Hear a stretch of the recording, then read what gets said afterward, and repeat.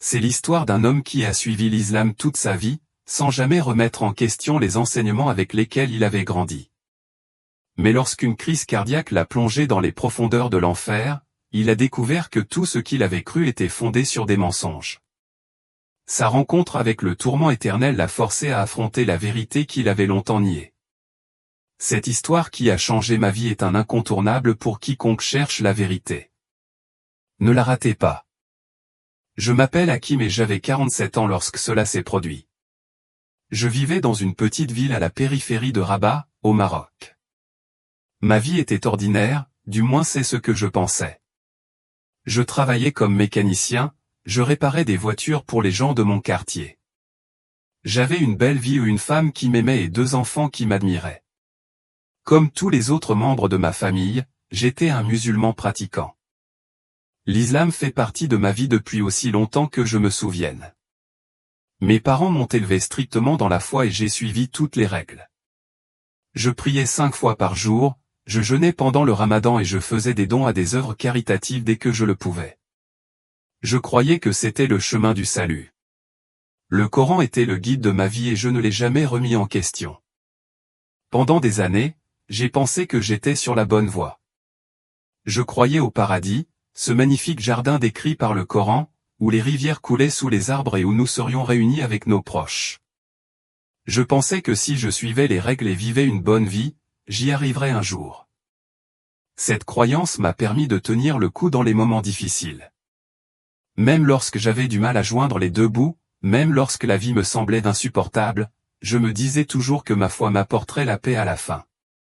Mais j'avais tort. Tout a commencé un jour ordinaire. J'avais fini mon travail au garage et je rentrais chez moi. Le soleil commençait à se coucher et l'appel à la prière résonnait dans les rues. Je me suis arrêté à la mosquée pour la prière du soir comme je le faisais toujours. J'avais mal à la poitrine depuis quelques jours, mais je l'ignorais. Je pensais que c'était juste le stress dû au travail trop dur. J'avais trop de responsabilités pour laisser une petite douleur me ralentir. Après la prière, je suis rentré chez moi, accueilli par la vue familière de ma maison. Ma femme, Fatima, avait préparé le dîner et mes enfants étaient déjà assis à table. Nous avons mangé ensemble en famille et tout semblait normal. Mais à mi-chemin du repas, la douleur dans ma poitrine est revenue, plus vive cette fois. J'ai essayé de la cacher, mais c'était trop. Ma main s'est instinctivement portée sur ma poitrine et j'ai halté pour reprendre mon souffle. « Hakim, ça va ?» a demandé Fatima, les yeux écarquillés d'inquiétude. Je ne pouvais pas répondre. La douleur s'était propagée à mon bras et ma vision commençait à se brouiller. Je savais que quelque chose n'allait pas. Fatima s'est précipitée à mes côtés, mais tout me glissait entre les doigts. J'ai senti mon corps se refroidir, puis, d'un coup, le monde s'est assommé. La prochaine chose que j'ai su, c'est que j'étais allongé dans un lit d'hôpital. Les machines bipaient tout autour de moi et l'odeur stérile de l'hôpital remplissait l'air. Fatima était à mes côtés, le visage pâle et les yeux rougis par les pleurs. J'essayais de parler, mais j'avais la gorge sèche. « Vous avez eu une crise cardiaque ?» dit une voix. Je tournai la tête pour voir un médecin debout au pied du lit, me regardant d'un air sérieux. « Nous avons réussi à vous ramener à la vie, mais votre état est très grave. Vous devrez être surveillé de près. » Une crise cardiaque. Ces mots résonnèrent dans mon esprit. J'avais toujours été en bonne santé, ou du moins je le croyais. Je n'étais pas vieille, mais je n'étais plus jeune non plus. Mon père était mort d'une crise cardiaque quand il avait 50 ans, donc c'était peut-être génétique. Mais cela ne me semblait pas réel. Je regardais la mort en face, et je n'étais pas prête. Cette nuit-là, alors que j'étais allongé dans mon lit d'hôpital, je pensais à ma vie. J'avais toujours été sûr d'être sur la bonne voie. Je croyais en Allah, aux enseignements du prophète Mahomet et au Coran. J'avais vécu ma vie selon les règles et je pensais que cela suffirait. Mais pour la première fois de ma vie, le doute s'est insinué dans mon esprit. Et si j'avais eu tort? Et si tout ce que je croyais n'était qu'un mensonge? J'ai essayé de repousser ces pensées. Je me suis dit que c'était juste la peur qui parlait et que je devais m'accrocher à ma foi. Mais le doute ne me quittait pas. Il me rongeait, devenant plus fort à chaque heure qui passait. Alors que la nuit avançait, j'ai commencé à ressentir à nouveau la douleur familière dans ma poitrine. J'ai essayé de l'ignorer, espérant qu'elle disparaîtrait, mais ce n'était pas le cas.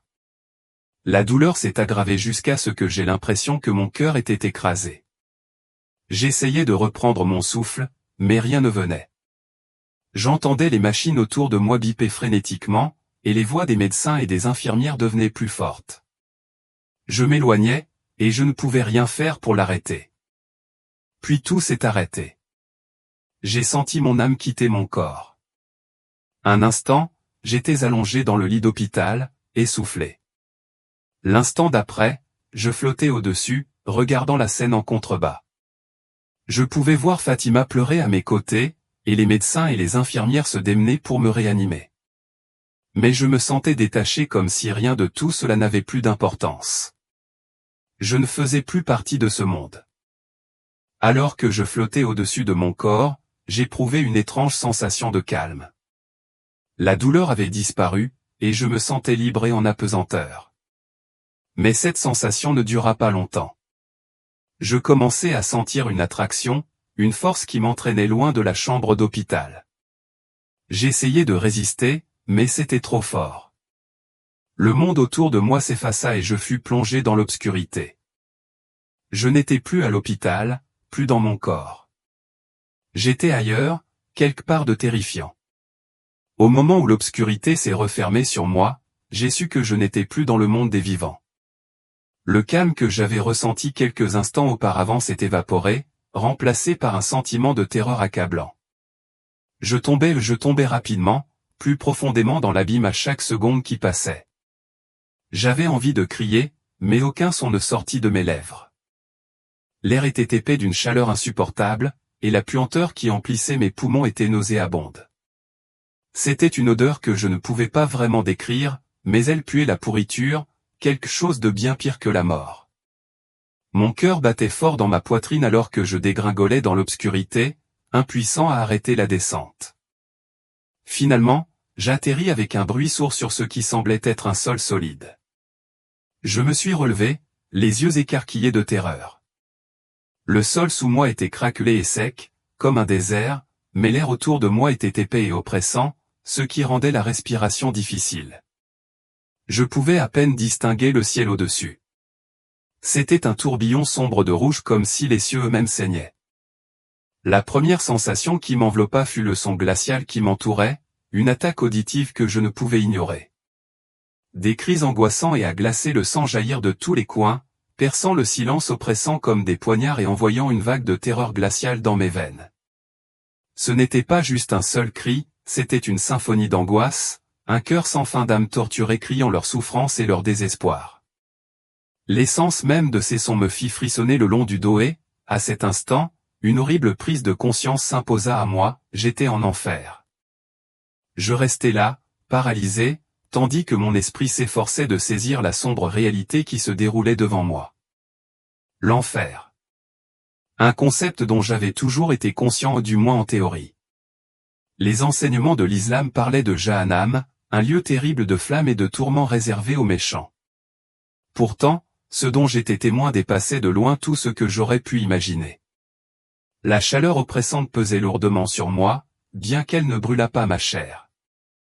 Au lieu de cela, elle envahit mon âme, infligeant un tourment qui défiait toute explication.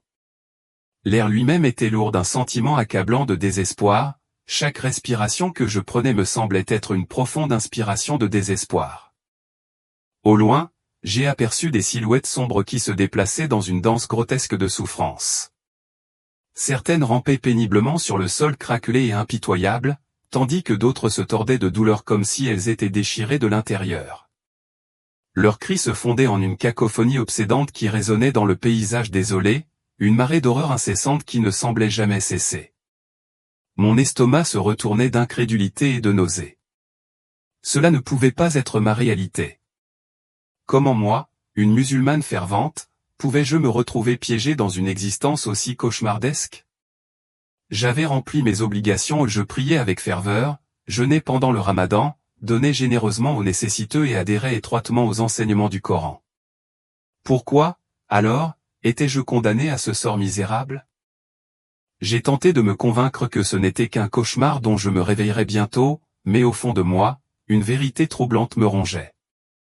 Ce n'était pas un rêve, c'était un rêve.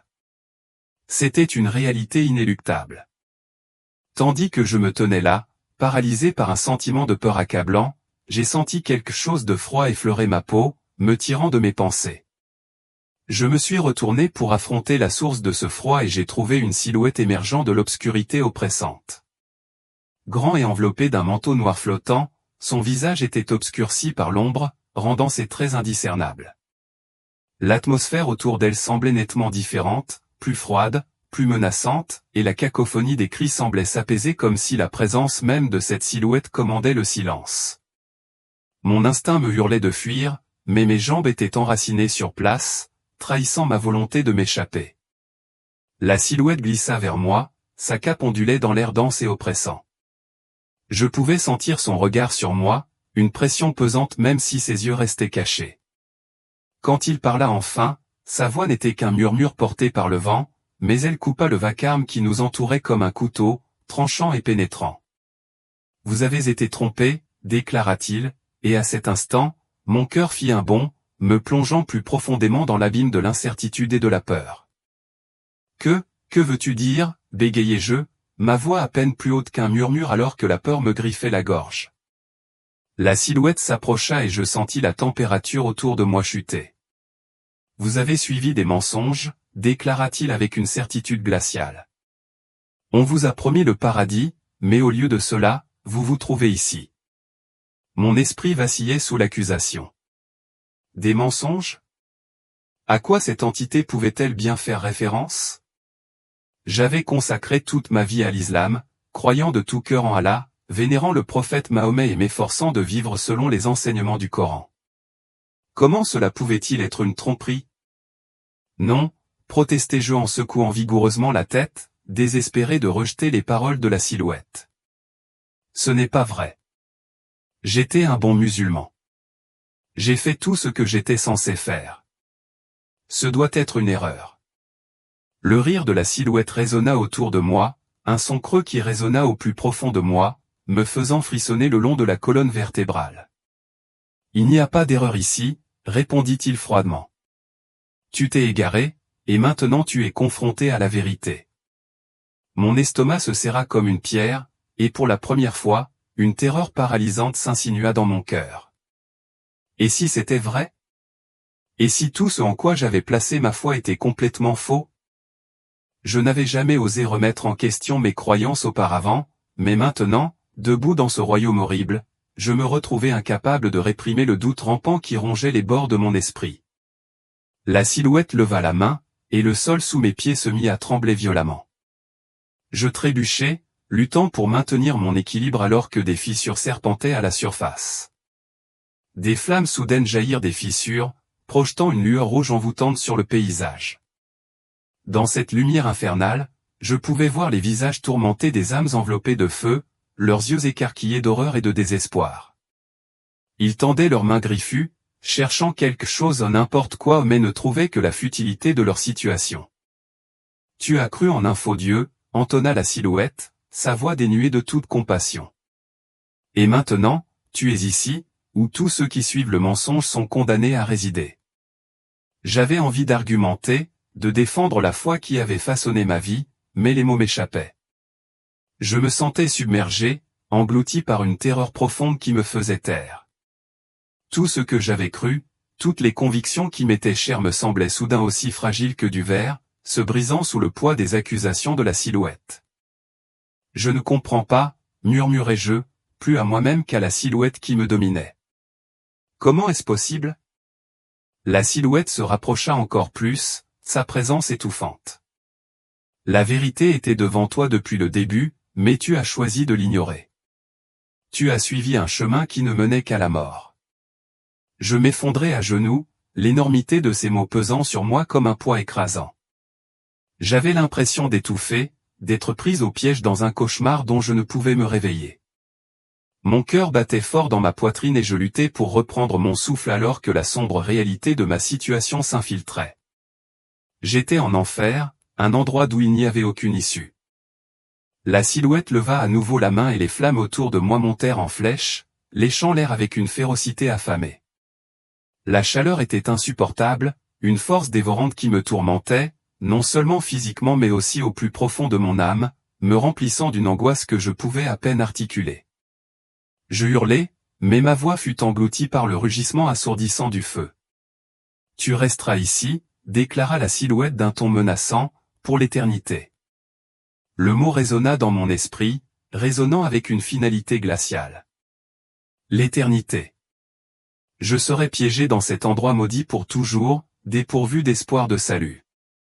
Cette prise de conscience me frappa comme un coup brutal à la poitrine, brisant les restes de mon esprit. Il n'y avait aucun retour au monde que j'avais connu autrefois. J'avais placé ma foi dans des mensonges, et maintenant, c'était à moi d'en supporter le prix. Alors que les flammes m'engloutissaient, je me retrouvais à réfléchir à la vie que j'avais menée. Des souvenirs envahirent mon esprit, toutes les fois où je m'étais agenouillé pour prier, chaque verset du Coran que j'avais récité avec une foi inébranlable, persuadé qu'il me frayerait la voie vers le paradis. Pourtant, j'étais là, condamné à cet enfer, réalisant que tout cela avait été vain. J'avais été trompé, et maintenant j'étais destiné à souffrir pour toute l'éternité. Les flammes continuaient leur assaut implacable, ne brûlant pas ma chair mais rongeant mon essence même, me remplissant d'une douleur plus profonde que toute souffrance terrestre que j'avais jamais connue. Je n'étais plus Haké, le mécanicien de Rabat, je n'étais qu'une simple ombre de moi-même, une âme perdue prise au piège dans les feux de l'enfer. Chaque instant fugace s'étendait sur une éternité, et les cris obsédants des autres âmes damnées se mêlaient à mes propres cris d'angoisse, créant une symphonie de désespoir qui résonnait sans fin autour de moi. Mais au milieu de ce tourment, quelque chose d'inexplicable commença à se dérouler. L'obscurité suffocante autour de moi se déplaça, et la silhouette qui m'avait tourmenté s'écarta comme pour laisser passer quelque chose, ou quelqu'un, bien plus grand. Un autre être émergea de l'ombre, un être qui irradiait une lumière si brillante qu'elle était presque aveuglante. J'ai instinctivement protégé mes yeux, mais la lumière semblait percer mes défenses, révélant chaque vérité cachée, chaque mensonge auquel je m'étais accroché dans ma vie.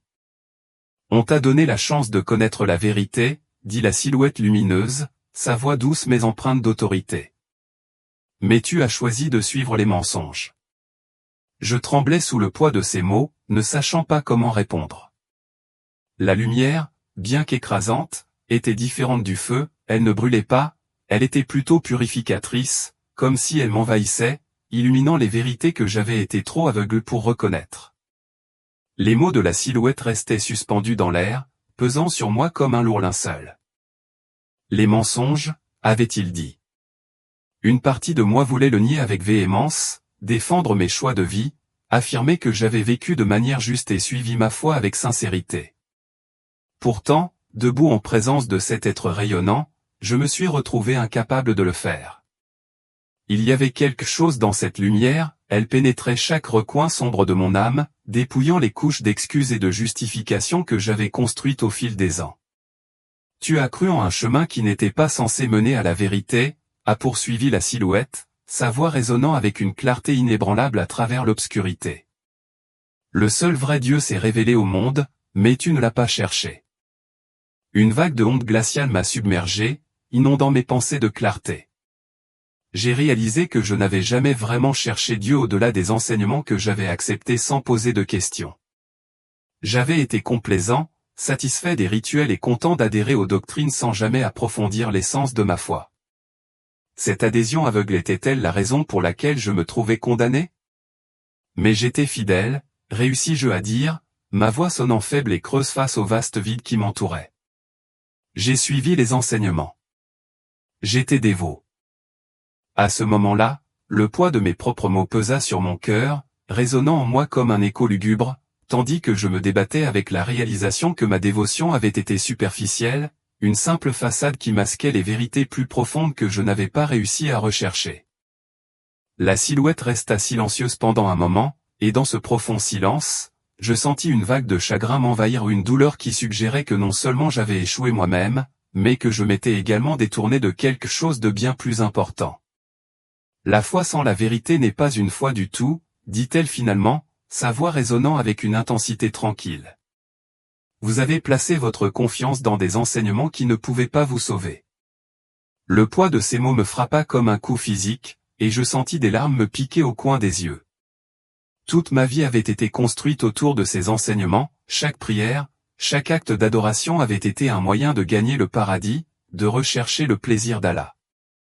Et maintenant, j'étais confronté à la révélation dévastatrice que tout cela n'avait servi à rien. Alors que la silhouette s'approchait, sa présence m'enveloppa et je la ressentis plus profondément que jamais auparavant. C'était une expérience différente de tout ce que j'avais connu dans ma vie.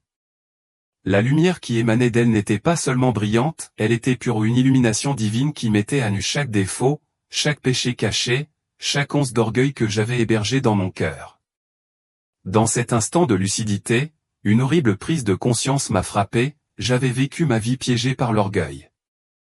Je m'étais trompé en croyant que mes efforts pourraient garantir mon entrée au paradis. Je pensais qu'en suivant consciencieusement les préceptes de ma religion, je pourrais d'une manière ou d'une autre me rendre digne aux yeux de Dieu. Mais là, en présence de cette figure et dans sa lumière aveuglante, j'ai été confronté à une vérité profonde, aucune prière, aucun jeûne ni aucune bonne action ne pourrait me rendre digne du ciel. Tu t'es appuyé sur tes propres œuvres, a entonné la figure comme si elle pouvait lire le tumulte des pensées qui traversaient mon esprit. Mais le salut ne se mérite pas. C'est un don accordé par la grâce de Dieu, et tu as rejeté ce don en niant la vérité. Le poids écrasant de ces mots pesait sur moi, et j'avais l'impression que les fondements mêmes de mon existence s'effondraient. Toute ma vie, je m'étais accroché à la croyance que le salut était quelque chose qui se gagnait, qui dépendait de ma capacité à suivre méticuleusement les règles. Pourtant, à présent, la révélation m'est apparue, il ne s'agissait pas de mes actions, mais de quelque chose d'infiniment plus grand que ce que j'avais jamais compris.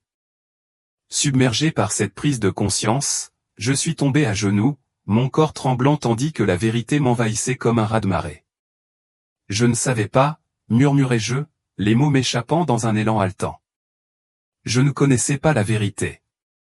La silhouette resta immobile, sa lumière rayonnante projetant une lueur chaleureuse autour de moi. La vérité était là pour que tu la trouves, répondit-elle doucement. Mais tu as choisi de ne pas la chercher. Alors que j'étais agenouillé, des souvenirs me sont revenus à l'esprit, toutes les fois où j'avais entendu parler du christianisme dans mon enfance. Je me souvenais qu'on m'avait dit que les chrétiens étaient perdus et que leur croyance en Jésus comme Fils de Dieu était un blasphème.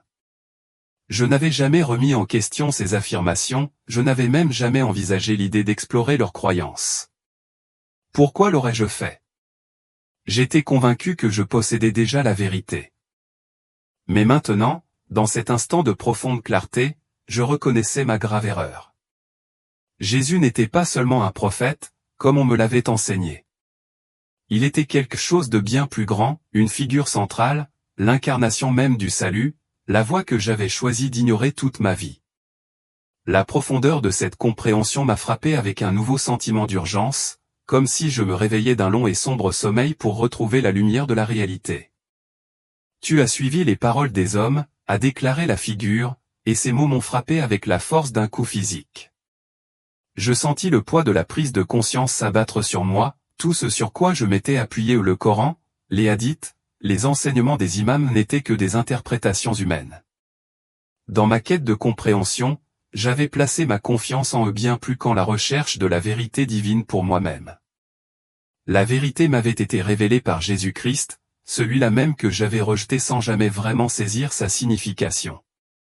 La tête basse, je sentis toute la gravité de mon erreur peser lourdement sur mes épaules. J'avais tort, murmurai-je, les larmes coulant sur mes joues comme une pluie torrentielle. J'ai cru au mensonge.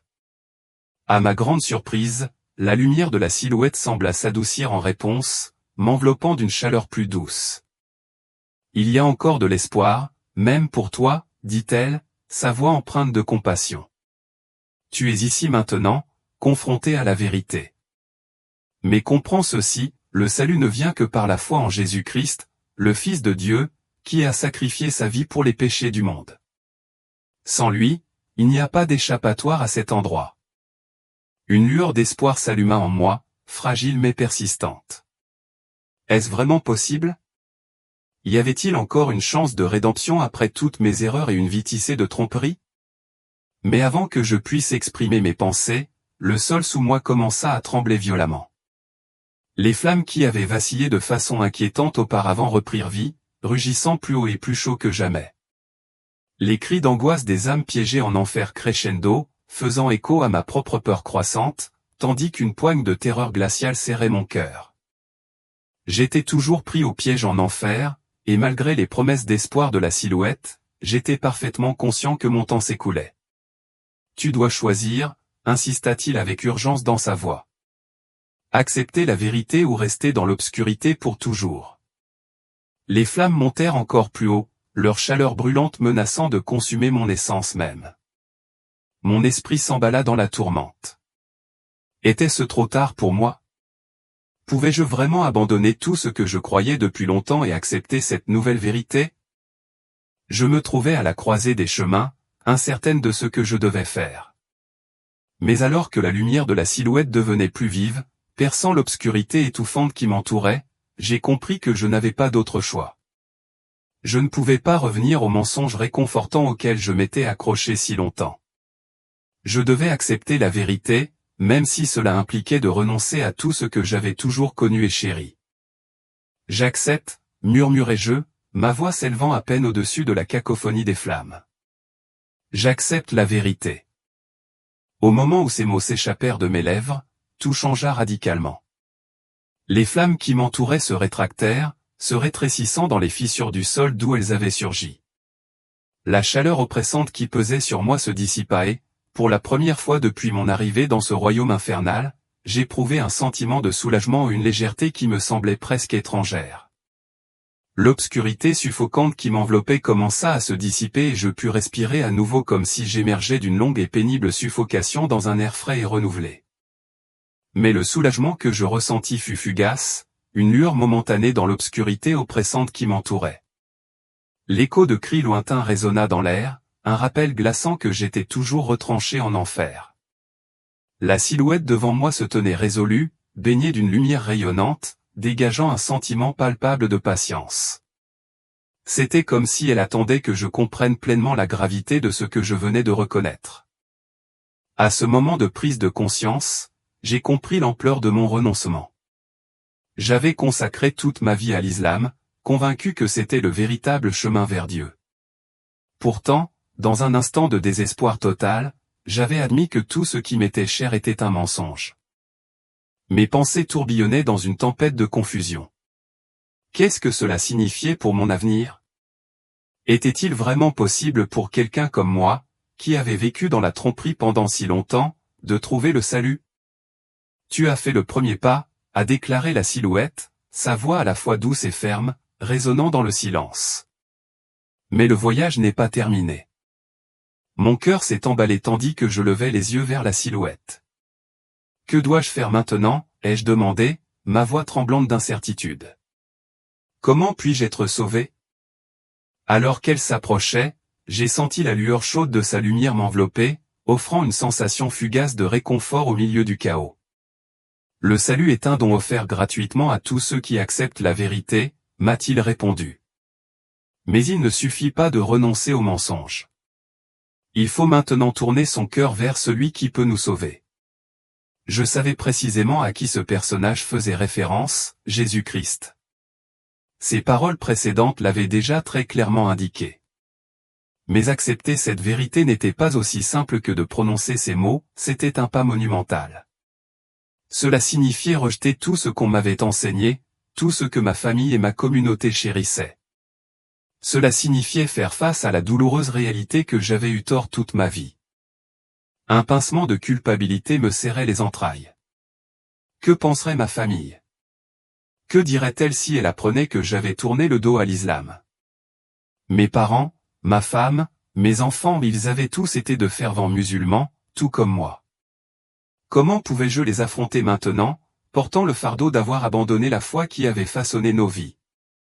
Ce personnage semblait ressentir mon trouble, sa voix douce mais inébranlable. Tu ne peux pas t'accrocher aux choses de ce monde, me rappela-t-il doucement. Ta famille, ton passé, ta tradition, rien de tout cela ne peut te sauver.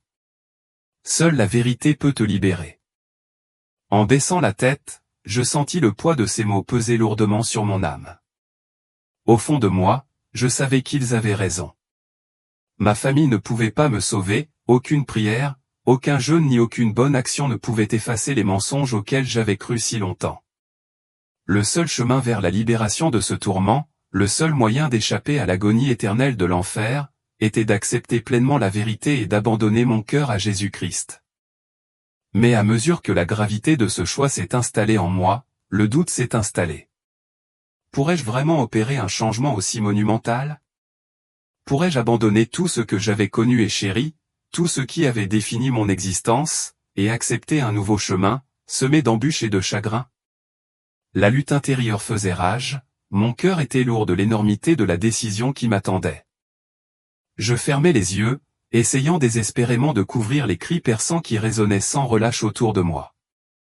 Les souvenirs de ma vie se bousculaient dans mon esprit comme un fleuve impétueux, chaque prière murmurée, chaque jeûne que j'avais accompli consciencieusement, tous les moments où j'avais baissé la tête à la mosquée, convaincu que j'étais sur le bon chemin. Puis, les images de ma famille bien-aimée ont afflué. Je pouvais voir ma femme, Fatima, agenouillée à côté de moi en prière, la tête couverte d'un élégant foulard, son expression pleine de dévotion et de paix. Je pouvais imaginer mes enfants, leurs visages innocents illuminés de curiosité, apprenant avec impatience le Coran comme je l'avais fait. Les larmes coulaient dans mes yeux, une profonde tristesse montait en moi. Je ne voulais pas les perdre, l'idée d'abandonner la vie que nous avions laborieusement construite ensemble me semblait insupportable. Pourtant, au milieu de la tourmente de mes émotions, je ne pouvais plus nier la vérité qui m'était dévoilée. La lumière de la silhouette éclairait la dure réalité de ma situation. J'avais été trompé, et maintenant je me trouvais face à un choix crucial. La silhouette parla de nouveau, sa voix était un baume apaisant au milieu du chaos, mais insista, c'est ta dernière chance. Choisis la vérité ou reste dans l'obscurité pour toujours. Mon cœur s'emballa, le poids de la décision pesait lourdement sur moi. Je comprenais ce que je devais faire. Rester dans cet endroit misérable n'était pas une option. Je ne pouvais pas supporter l'éternité en enfer, séparé de Dieu, accablé par le regret des mensonges que j'avais autrefois acceptés. Je choisis Jésus, murmurai-je, ma voix tremblant d'émotion, se brisant sous le poids de mon aveu. Je choisis la vérité. Alors que ces mots s'échappaient de mes lèvres, la lumière qui entourait la silhouette devint si intense que je dus protéger mes yeux de son éclat. L'obscurité qui m'enveloppait commença à se dissiper et les cris torturés des âmes damnées disparurent au loin, remplacés par un silence serein. Une vague de paix m'envahit, comme je n'en avais jamais connu. Ce n'était pas seulement l'absence de flamme ou de tourment, c'était une paix profonde et englobante qui pénétrait chaque fibre de mon être. Vous avez fait le bon choix, dit la silhouette, sa voix chaleureuse et emplie d'une profonde compassion. Mais comprenez ceci, votre voyage est loin d'être terminé. Il reste beaucoup à apprendre et le chemin à parcourir ne sera pas facile. J'acquiesçai, toujours submergé par la lumière brillante et la profonde tranquillité qui m'entourait. Je comprends, répondis-je avec sérieux. Mais je veux suivre la vérité. J'aspire à être sauvé. La silhouette tendit la main vers moi et, ce faisant, je sentis un immense sentiment d'amour et d'acceptation émaner d'elle, m'enveloppant comme une étreinte chaleureuse. Alors viens, dit-elle doucement. Tu n'es pas seul. Le cœur plein d'espoir, je tendis la main et saisis la main de la silhouette. Au moment où nos mains se touchèrent, le monde autour de moi changea radicalement. Le sol craquelé et désolé de l'enfer disparut, remplacé par un vaste champ ouvert s'étendant à l'infini devant moi. Le ciel au-dessus était d'un bleu éclatant, sans nuages, et l'air était frais et vivifiant. Je me tenais dans ce qui ne pouvait être décrit que comme un paradis ou le plus bel endroit que j'ai jamais vu, un sanctuaire de paix et de lumière qui emplissait mon cœur de joie. Je regardais autour de moi, sentant une sensation inconnue d'espoir fleurir dans ma poitrine. Je n'étais plus en enfer. J'avais échappé à ce tourment et je me tenais maintenant dans un royaume de tranquillité. Mais au fond de moi, je savais que ce n'était pas la fin de mon voyage, c'était simplement le début. Un long chemin de foi, de repentir et d'apprentissage m'attendait. Tandis que je me tenais dans la lumière rayonnante, un profond sentiment de gratitude m'envahit. On m'avait accordé une seconde chance, une opportunité de vraiment connaître la vérité et d'embrasser le bon chemin. Pour la première fois de ma vie, je comprenais ce que signifiait être vraiment sauvé. Devant moi s'étendait un vaste champ de verdure luxuriante, parsemé de fleurs éclatantes et de collines doucement vallonnées. L'air était frais et rafraîchissant, imprégné du doux parfum de la fleur en fleurs. J'avais l'impression d'être à des années-lumière de l'obscurité et du feu de l'enfer, et j'inspirais profondément, ressentant un immense soulagement à l'idée de me trouver dans ce bel endroit. Mais alors que je me tenais là, baignant dans la sérénité, je me suis rendu compte que je n'étais pas seul. En tournant mon regard vers le lointain, j'ai remarqué d'autres silhouettes se déplaçant gracieusement dans le champ. Certaines marchaient tranquillement, d'autres s'agenouillaient en prière, et certaines se rassemblaient, conversant tranquillement. Un profond sentiment de paix les enveloppait, une assurance qui résonnait profondément en moi. Elles semblaient posséder une direction et un but, et je ne pouvais m'empêcher de me demander si elles aussi avaient enduré des épreuves similaires aux miennes. La silhouette qui m'avait guidé ici est restée à mes côtés, sa lumière projetant une lueur chaleureuse dans l'air clair. Elle s'est tournée vers moi, et même si son visage restait obscurci par l'ombre, je pouvais sentir une abondance de bonté émaner de sa présence. Ce n'est que le début, a-t-elle dit, sa voix douce mais résolue. Tu as accepté la vérité, mais maintenant tu dois y marcher. J'ai hoché la tête, absorbant toujours l'énormité de ma situation et la beauté qui m'entourait. Que dois-je faire maintenant? Je demandai, ma voix emplie d'incertitude mais aussi de détermination. La silhouette sourit, sa chaleur rayonnant vers moi. Tu apprendras à cultiver ta foi. Cherche la compréhension par la prière, plonge-toi dans la vérité de la parole de Dieu et marche aux côtés de ceux qui ont également trouvé leur chemin jusqu'ici. Partage ton parcours avec eux et apprends de leurs expériences. Le chemin qui t'attend peut être difficile, mais n'oublie pas que tu n'es pas seul. Je pris une profonde inspiration, ressentant un mélange d'appréhension et d'espoir. Et si je trébuche en chemin? Alors relève-toi, répondit-elle. Chaque pas en avant fait partie du voyage. Reconnais tes erreurs, apprends et continue à chercher la lumière. La grâce de Dieu est sans limite, et tant que tu poursuis la vérité avec un cœur sincère, tu trouveras ton chemin. J'ai senti une étincelle de courage s'allumer en moi. Je veux apprendre. Je veux grandir. La silhouette hocha la tête d'un air approbateur. Alors commence avec un cœur ouvert. Chaque jour ici est une nouvelle opportunité d'approfondir ta compréhension et de renforcer ta foi. Fais confiance au chemin et laisse ton esprit être guidé par l'amour et la vérité. À ces mots, j'ai senti un sentiment de détermination commencer à se déployer en moi. La vaste étendue du champ, remplie de ceux qui avaient également trouvé leur chemin vers ce lieu de paix, semblait m'attirer vers l'avant.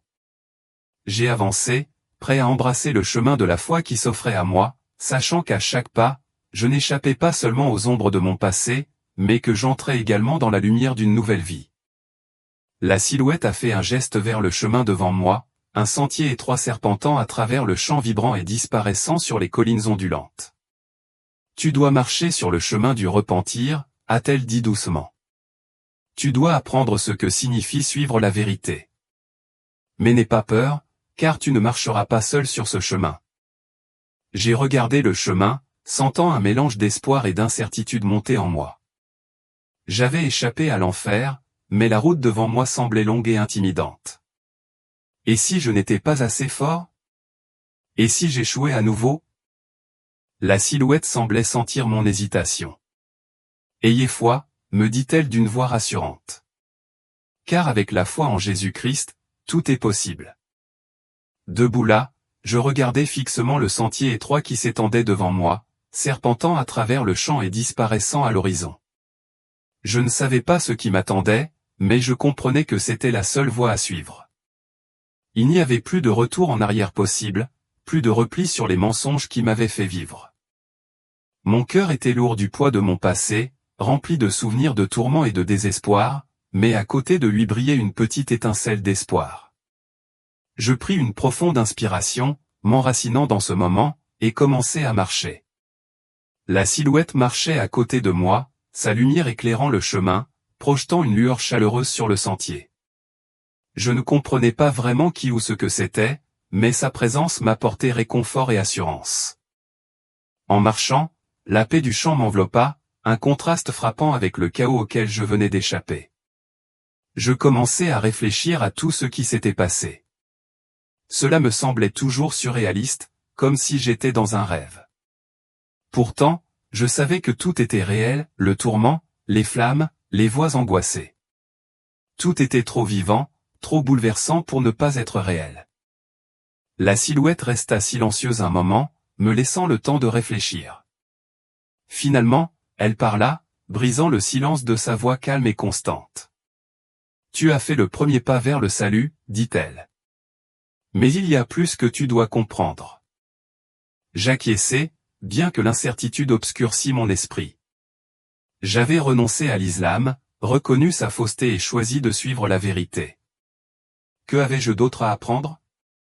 Que dois-je faire, demandai-je, ma voix teintée de curiosité et d'inquiétude. La silhouette se tourna vers moi, et même si je ne pouvais pas voir son visage, je sentis le poids de son regard. « Tu dois te repentir, dit-il doucement. Le vrai repentir ne consiste pas simplement à reconnaître les mensonges auxquels tu as cru. Il s'agit de s'en détourner complètement, de demander pardon à Dieu et de marcher dans la lumière de la vérité. » Repentir. Le mot résonna dans mon esprit, remuant quelque chose au plus profond de moi. Je pensais que simplement reconnaître mes erreurs suffisait, mais maintenant je comprenais que cela nécessitait une transformation du cœur, un détournement complet de mon passé et un désir sincère de pardon. Comment puis-je demander ce pardon, demandai-je, l'énormité de la tâche qui m'attendait pesant sur moi. La silhouette sourit doucement et la lumière autour d'elle sembla s'éclairer. Ouvre ton cœur à Dieu. Parle-lui honnêtement de tes échecs et de ton désir de pardon. Reconnais tes péchés et demande sa miséricorde. Il t'attend à bras ouverts. Je sentis une vague d'émotion me traverser. Est-ce que cela pouvait vraiment être aussi simple?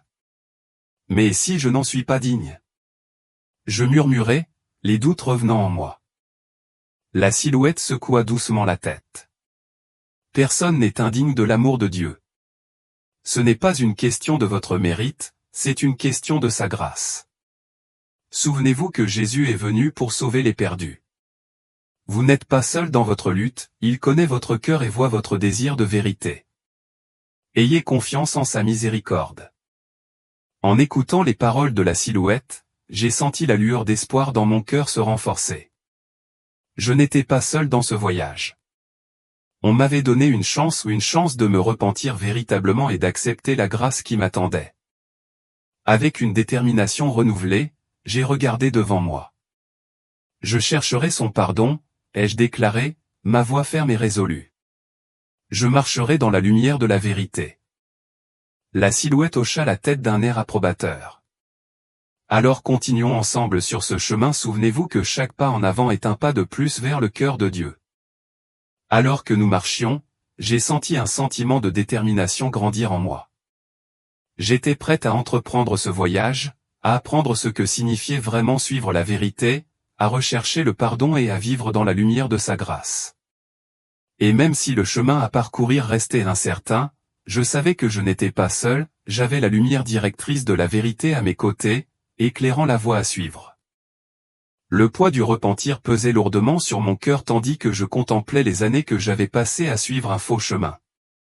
J'avais investi toute ma vie dans des croyances qui m'avaient égaré, et maintenant je me trouvais à la croisée des chemins de la vérité et de la tromperie. Le repentir n'était pas seulement une simple reconnaissance de mes torts, c'était une profonde transformation au cœur même de mon être. Comment puis-je me repentir, demandai-je, ma voix tremblant d'incertitude. Comment puis-je rattraper toutes les années que j'ai passées à suivre le mauvais chemin? La lumière de la silhouette sembla s'adoucir, m'enveloppant comme une étreinte chaleureuse. Le repentir ne consiste pas à rattraper le passé, dit-elle doucement. Il s'agit de demander le pardon de Dieu, qui est miséricordieux et juste. Par son Fils, Jésus-Christ, tes péchés peuvent être pardonnés et tu peux être renouvelé. J'ai avalé ma salive avec difficulté, essayant de saisir l'énormité de ces mots. Le pardon me semblait si lointain, comme un mirage scintillant juste hors de ma portée. Pendant si longtemps, j'avais cru que le salut était quelque chose que je pouvais gagner par mes actions, quelque chose que je pouvais atteindre par mes propres efforts. Mais maintenant, on me disait que c'était un don, un trésor précieux accordé par la grâce de Dieu. C'était un concept difficile à intérioriser, mais au fond de moi, j'en ressentais la vérité. Je veux me repentir, dis-je doucement, la sincérité palpable dans mon cœur. Mais je ne sais pas comment. La silhouette s'arrêta et se tourna vers moi. Bien que ses traits restèrent cachés, je pouvais sentir une vague écrasante d'amour et de compassion rayonner d'elle. Ferme les yeux, m'ordonna-t-elle doucement. Ouvre ton cœur à Dieu. Parle-lui et demande-lui pardon. Il t'entend. L'hésitation m'a saisi pendant un moment, mais j'ai trouvé le courage de fermer les yeux, de prendre une profonde inspiration et de tendre la main vers le divin. Dieu, murmurai-je, ma voix tremblant de vulnérabilité, je ne sais pas si je mérite ton pardon. J'ai suivi le mauvais chemin pendant si longtemps. J'ai cru au mensonge et rejeté la vérité. Mais je le vois maintenant. Je vois que j'avais tort. Je veux me détourner de ces mensonges et je veux te suivre. S'il te plaît, pardonne-moi. Aide-moi à marcher dans ta vérité. Je ne veux plus être perdu. Alors que ces mots jaillissaient de mon cœur, une vague d'émotions débordantes m'envahit. Des larmes coulaient sur mon visage tandis que je ressentais une profonde tristesse pour les années que j'avais passées à errer dans l'obscurité. Mais au milieu de cette tristesse, un étrange sentiment de soulagement m'envahit, comme si un lourd fardeau était enlevé de mes épaules. Je me sentais plus légère, plus libre, comme si je me libérais des chaînes de mon passé. Quand j'ouvris les yeux, la silhouette se tenait à côté de moi, sa lumière brillait plus fort que jamais. Tu as fait le premier pas, dit-elle avec chaleur. Dieu a entendu ta prière. Sa miséricorde est grande et son pardon est sans limite. Mais maintenant, tu dois continuer à marcher dans la foi. Le chemin qui t'attend ne sera pas facile, mais avec Jésus-Christ comme guide, tu ne marcheras jamais seul. J'acquiesçai, un tourbillon de peur et d'espoir se battant en moi. La perspective de parcourir ce chemin, de laisser derrière moi tout ce que j'avais connu, me semblait intimidante. Pourtant, il y avait une attirance indéniable vers cette nouvelle vérité. La paix que je ressentais dans cet endroit, l'amour et le pardon qui m'étaient offerts, c'était différent de tout ce que j'avais connu auparavant. C'était réel. Et si je trébuchais, demandai-je, le cœur battant d'anxiété. Et si je n'arrivais pas à suivre? La silhouette s'approcha, sa lumière comme un phare de réconfort. Chaque voyage comporte ses défis. Il peut y avoir des moments où vous vacillez, mais souvenez-vous de ceci, ce n'est pas votre force qui vous soutient. C'est votre foi en Jésus. Lorsque vous tombez, demandez-lui conseil. Son amour vous relèvera et sa grâce vous rattrapera. En prenant une profonde inspiration, j'ai ressenti une poussée de détermination.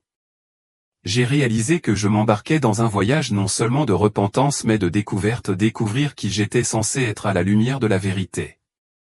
J'étais prêt à laisser derrière moi les ombres de mon passé et à entrer dans un avenir rempli d'espoir et de possibilités. Je suis prêt, déclarai-je, sentant une nouvelle force en moi. Je vais suivre ce chemin et je suivrai la vérité. La silhouette sourit et sa lumière s'éclaira encore davantage, éclairant le chemin devant moi. Alors commençons, dit-elle. À chaque pas que tu feras, tu te rapprocheras du cœur de Dieu. Embrasse le voyage, car il est magnifique. Alors que nous partions ensemble, je sentais la chaleur de la silhouette à côté de moi et le doux murmure d'espoir guider mes pas. Ce n'était que le début, mais je savais que je n'étais pas seul. J'avais choisi le chemin de la vérité et, à chaque pas, je me rapprochais de la lumière qui promettait la rédemption et l'amour. J'ai continué, déterminé à garder le cap malgré les défis croissants.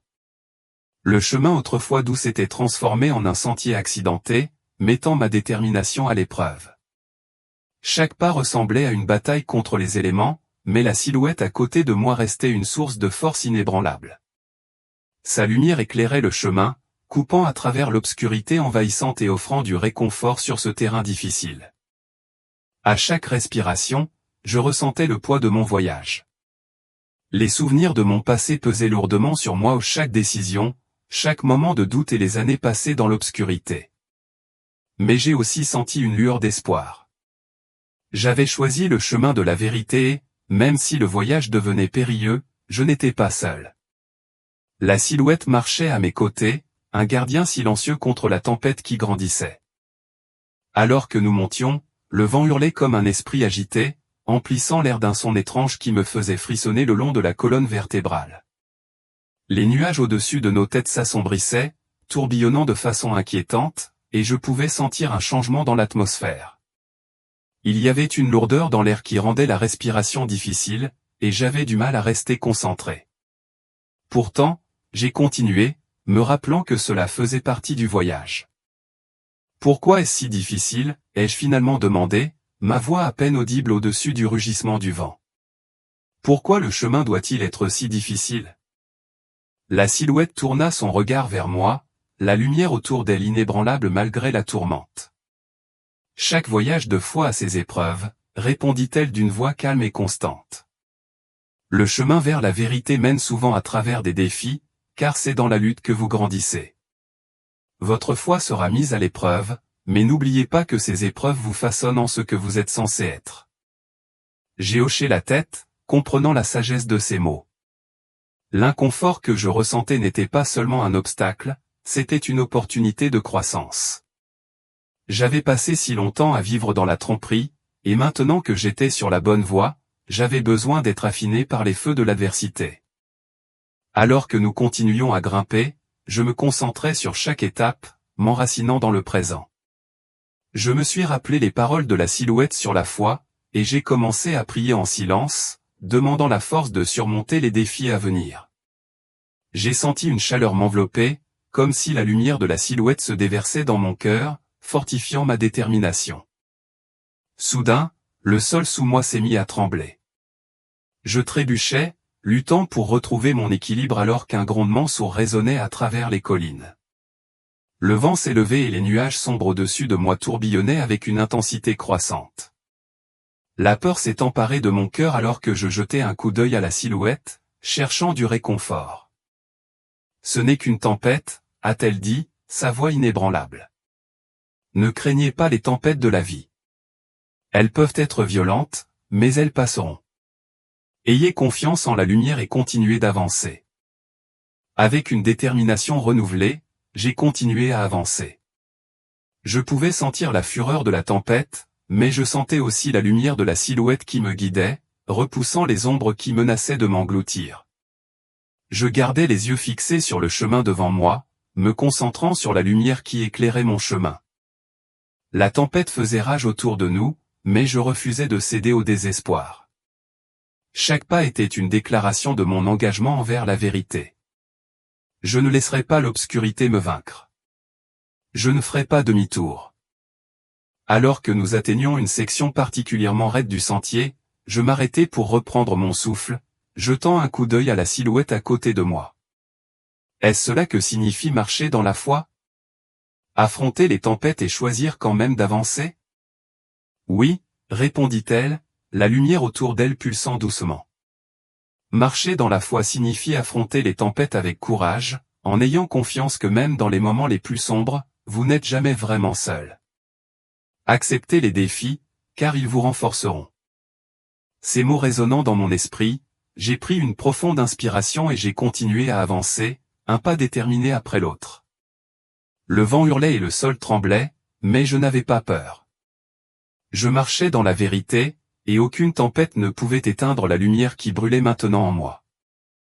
Le chemin montait en flèche et, à chaque pas, je me sentais me rapprocher de quelque chose de plus grand.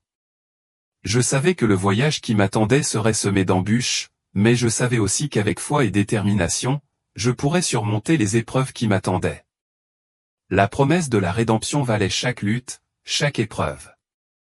Alors que nous atteignions un plateau, je m'arrêtai pour observer ce qui m'entourait. Le ciel était toujours sombre, mais au loin, je pouvais voir une faible lueur percer les nuages. C'était un signe d'espoir, un rappel qu'au-delà de la tempête, un avenir meilleur m'attendait. Et j'étais prêt à l'affronter.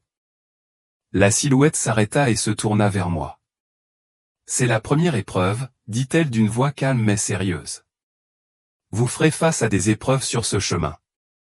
Elles mettront à l'épreuve votre foi et vous inciteront à faire demi-tour. Mais vous devez rester ferme. Ne perdez pas de vue la vérité. J'avalais difficilement, mon cœur battant dans ma poitrine. Quel genre d'épreuve, demandai-je.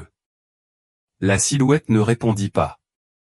Au lieu de cela, elle fit un geste vers le chemin devant, où le sentier disparaissait dans un épais brouillard qui tourbillonnait de façon inquiétante autour du sommet de la colline. Je fixai le brouillard, l'incertitude tourbillonnant en moi comme la brume devant moi. Le chemin autrefois clair était maintenant caché, enveloppé de ténèbres. Mon cœur battait fort, mais la présence de la silhouette à mes côtés me rappelait la lumière que j'avais choisie. Je pris une grande inspiration, rassemblant mon courage, et m'avançai dans le brouillard. Au moment où je pénétrais, la température baissa encore plus et l'air me parut épais, comme s'il me pressait de tous côtés. Ma vision était limitée à quelques mètres devant moi, et chaque pas me semblait incertain, comme si le sol pouvait céder à tout moment. La lumière de la silhouette vacillait faiblement à côté de moi, et je m'y accrochais, mon seul point d'ancrage dans l'obscurité étouffante. Alors que je m'enfonçais plus profondément dans le brouillard, le vent hurlait de plus en plus fort, presque assourdissant, et le sentiment familier de paix que j'avais ressenti plus tôt sembla disparaître. À sa place, un sentiment croissant de terreur m'observait, comme si quelque chose d'invisible m'observait, attendant que je trébuche. Soudain, dans la brume, une voix m'appela par mon nom. Hakem. Je me figeai, mon cœur battant dans ma poitrine. La voix était familière, douloureusement familière. Je me retournai, cherchant dans le brouillard sa source, mais je ne vis rien. Hakem, appela de nouveau la voix, plus douce cette fois mais sans équivoque. C'était la voix de Fatima, ma femme.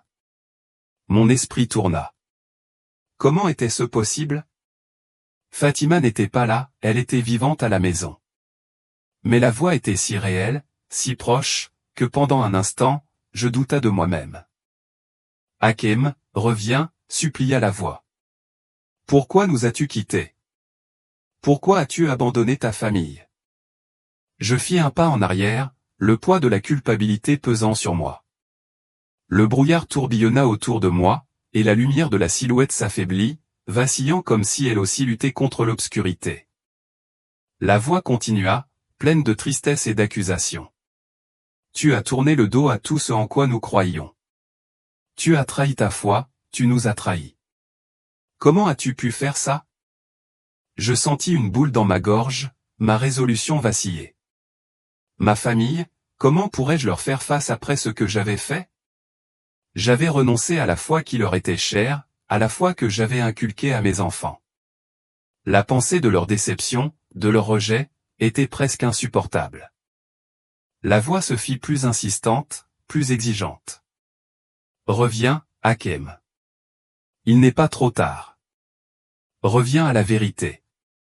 Reviens à nous. J'hésitais à faire demi-tour, car la tentation me rongeait le cœur. Le brouillard semblait s'épaissir et le chemin à parcourir était complètement obscurci. La chaleur de la lumière de la silhouette s'estompait, remplacée par le poids froid et oppressant du doute.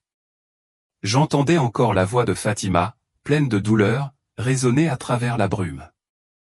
Chaque mot me semblait comme un couteau dans la poitrine. Mais alors, une autre voix perça l'obscurité, douce mais ferme. Ne te laisse pas tromper, dit la voix de la silhouette. J'avais presque oublié qu'elle était là, debout à côté de moi. Je me tournai vers la faible lueur de sa lumière et, pendant un instant, le brouillard sembla se dissiper, révélant une fois de plus le chemin étroit qui m'attendait. C'est le premier test, dit la silhouette. L'obscurité va essayer de te tromper.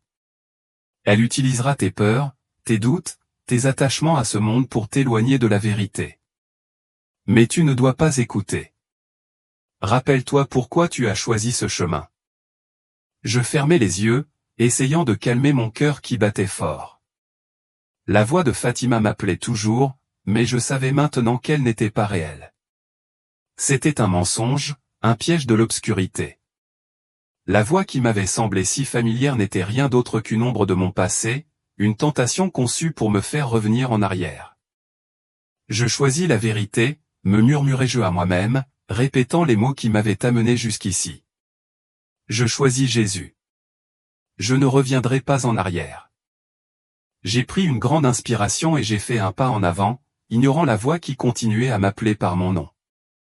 Le brouillard était toujours là, mais je me concentrais sur la lumière de la silhouette, lui faisant confiance pour me guider. Le chemin était difficile, le terrain accidenté, et chaque pas me semblait une lutte, mais je ne m'arrêtais pas. La voix s'est estompée au loin, et bientôt tout ce que je pouvais entendre était le bruit de mes propres pas et le murmure régulier du vent. Le brouillard, bien qu'encore épais, semblait moins oppressant maintenant, comme si mon choix avait affaibli son emprise sur moi. Après ce qui m'a semblé être des heures, le chemin a commencé à s'aplanir, et la brume autour de moi a commencé à s'éclaircir. Je pouvais à nouveau voir le contour des collines, les rochers déchiquetés et le paysage aride, et bien que la voie à suivre soit toujours incertaine, je savais que j'avais réussi le premier test. La lumière de la silhouette s'est éclairée à côté de moi, et elle a parlé à nouveau, sa voix remplie d'une approbation silencieuse. « Tu as résisté à la première tromperie », a-t-elle dit. « Mais il y aura d'autres épreuves. Le chemin est étroit et difficile. Mais tant que tu t'accrocheras à la vérité, tu ne marcheras pas seul. » J'ai hoché la tête, mon cœur battant encore à tout rompre à cause de cette rencontre. J'étais si près de faire demi-tour, si près de laisser l'obscurité m'éloigner du chemin. Mais maintenant, je comprenais à quel point ce voyage serait dangereux. Les voix de mon passé, les mensonges auxquels j'avais cru, ils n'allaient pas me laisser partir. Facile, ils essaieraient de me faire revenir en arrière à chaque tournant, mais j'avais fait mon choix. J'avais choisi la vérité, et je n'allais pas lâcher prise. Le brouillard s'est finalement levé, révélant un nouveau paysage devant moi. Les collines étaient désormais derrière nous, et le chemin s'étendait sur une vaste plaine ouverte. Le ciel au-dessus était toujours gris, mais il y avait un sentiment d'ouverture, un sentiment que j'avançais, loin de l'obscurité. La silhouette se tourna vers moi, sa lumière constante et brillante. « Le voyage est long, dit-elle, mais n'aie pas peur. La vérité te guidera et tu trouveras ton chemin. » J'ai hoché la tête à nouveau, ressentant un sentiment renouvelé de détermination. Je ne savais pas ce qui m'attendait, mais j'étais prêt à affronter tout ce qui allait suivre. La lumière de la vérité était avec moi, et c'était tout ce dont j'avais besoin. Ensemble, nous avons continué d'avancer, le chemin se déroulant devant nous alors que nous marchions vers l'inconnu. Alors que nous nous éloignions des collines rocheuses et que nous pénétrions dans la vaste plaine, le paysage autour de nous a commencé à changer à nouveau. Le sol sous mes pieds était doux, presque spongieux, et l'air devenait plus frais. Un sentiment de malaise s'est de nouveau installé en moi, bien qu'il soit différent de l'obscurité oppressante que j'avais ressentie auparavant. Cette fois, le sentiment était plus subtil, comme un murmure silencieux au fond de mon esprit. La lumière de la silhouette continuait de briller à côté de moi, mais elle ne semblait plus aussi forte qu'au début. Je me suis demandé si c'était moi, si mes propres doutes et peurs obscurcissaient la lumière, ce qui m'empêchait de voir clairement. J'ai essayé de mettre ces pensées de côté et de me concentrer sur le chemin à parcourir. Mais bientôt, je remarquai quelque chose d'étrange, le sol sous mes pieds n'était pas seulement mou, il s'enfonçait. Chaque pas que je faisais semblait m'entraîner vers le bas, comme si la terre elle-même essayait de m'entraîner vers le bas. Je baissai les yeux et vis que le sol autrefois solide s'était transformé en une boue noire épaisse. Elle s'accrochait à mes pieds, ce qui rendait la marche en avant de plus en plus difficile. J'ai compris, continuons l'histoire, en veillant à ce qu'elle atteigne le chapitre 10 et se termine correctement. Je reprendrai là où nous nous sommes arrêtés et guiderai le protagoniste jusqu'au bout de son voyage. J'ai essayé de lever les pieds, mais la boue m'entraînait encore plus vers le bas à chaque pas. J'avais l'impression que la terre était vivante, qu'elle m'aspirait dans ses profondeurs, refusant de me laisser partir. La panique me serrait la poitrine. La lumière de la silhouette, qui brillait encore faiblement à côté de moi, vacillait. Pour la première fois depuis le début de ce voyage, je me sentais vraiment seul, comme si la lumière pouvait me quitter à tout moment. C'est le prochain test, dit la silhouette, sa voix tendue comme si elle ressentait elle aussi le poids de cet endroit. Tu ne dois pas te laisser emporter par les ténèbres du désespoir. Souviens-toi de la vérité, accroche-toi à elle-même lorsque le monde qui t'entoure te tire vers le bas. J'acquiesçais, luttant pour me concentrer. La boue noire m'attirait plus profondément à chaque pas. Je pouvais sentir le poids de mon passé, les années passées à suivre le mauvais chemin peser sur moi, me tirant en arrière. Les voix du doute, plus fortes maintenant, tourbillonnaient dans mon esprit comme une tempête, tu n'en es pas digne. Tu ne peux pas t'échapper. Ta place est dans les ténèbres. La tentation de céder était irrésistible. Le poids de la culpabilité, du regret et l'énormité de mes péchés me donnaient l'impression que je devais arrêter de me battre. Peut-être que c'était là que j'appartenais vraiment, peut-être que c'était ce que je méritais. Mais alors, au plus profond de mon désespoir, j'ai entendu une voix douce mais indubitable. Ce n'était pas la voix du doute ou de la peur, c'était la voix de la vérité. Je suis toujours avec toi. Je me suis figé. Les mots ont résonné dans mon cœur, et soudain la lourdeur de mon âme a commencé à se dissiper. La lumière à côté de moi a brillé plus fort, et j'ai pu sentir sa chaleur s'infiltrer en moi. Je me suis souvenu de la vérité que j'avais embrassée, la lumière de Jésus-Christ, le Sauveur, était toujours avec moi. Il ne m'avait pas abandonné. Avec une force renouvelée, j'ai dégagé mes pieds de la boue, un pas à la fois. C'était difficile, mais chaque pas semblait plus léger que le précédent. L'obscurité qui m'entourait a commencé à reculer, et le sol qui s'affaissait sous moi s'est durci une fois de plus. La lumière de la silhouette brillait vivement à côté de moi, me guidant hors de la vallée des ombres. Le chemin devenait plus clair à mesure que je marchais. La vallée des ombres disparaissait au loin derrière moi, et la lumière autour de moi semblait plus forte. Je réalisais que chaque épreuve à laquelle je faisais face au cours de ce voyage n'était pas destinée à me vaincre, mais à m'apprendre quelque chose de plus profond sur la vérité que j'avais embrassée. J'avais appris que s'accrocher à la vérité, aussi difficile soit-elle, était la clé pour surmonter les ténèbres. Le désespoir, la peur, le doute et la culpabilité étaient tous des outils utilisés par l'ennemi pour m'égarer, mais ils n'avaient aucun pouvoir sur moi tant que je gardais les yeux fixés sur la vérité de Jésus-Christ. Alors que nous marchions, le paysage commença à changer une fois de plus.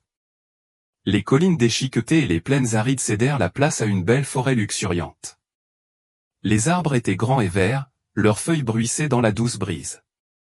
Un petit ruisseau coulait à côté du chemin, son eau claire et pure. Pour la première fois depuis que j'avais commencé ce voyage, j'éprouvais un profond sentiment de paix. La silhouette, qui marchait toujours à mes côtés, me parla. Tu as beaucoup appris sur ce chemin, mais il reste une dernière épreuve avant que ton voyage ne soit terminé. J'acquiesçai, sachant que je n'avais pas encore terminé. Quelle est l'épreuve finale ? Demandai-je d'une voix ferme. La silhouette s'arrêta de marcher et se tourna vers moi. L'épreuve finale est l'épreuve de la foi, dit-elle. Il ne suffit pas de connaître la vérité, il faut aussi lui faire confiance, même si tu ne vois pas la voie à suivre. Je fronçai les sourcils, incertain de ce qui allait suivre. Cela signifiait que j'avais déjà fait face à de nombreux défis au cours de ce voyage. Qu'y avait-il de plus dur que d'affronter l'obscurité, les voies du doute et le poids de mon passé ? Mais en regardant devant moi, j'ai vu le chemin se terminer brusquement. La forêt s'ouvrait sur un large gouffre, au bord déchiqueté et tranchant. Il n'y avait pas de pont, aucun moyen de le traverser. Le gouffre s'étendait aussi loin que je pouvais voir, profond et large, et il était impossible de dire jusqu'où il descendait. Mon cœur se serra. Comment traverser ? J'ai demandé en me tournant vers la silhouette.